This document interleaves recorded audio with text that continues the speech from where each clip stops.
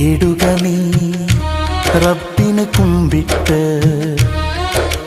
ചൊല്ലുക നീ സങ്കടമെന്നിട്ട്. തേടുക നീ റബ്ബിനെ കുമ്പിട്ട്, ചൊല്ലുക നീ സങ്കടമെന്നിട്ട്. പാതിരാ നേരത്ത് കണ്ണീരൊഴുക്കി നീ ചൊല്ലുക പരിഭവങ്ങൾ അല്ലാഹുവോട്.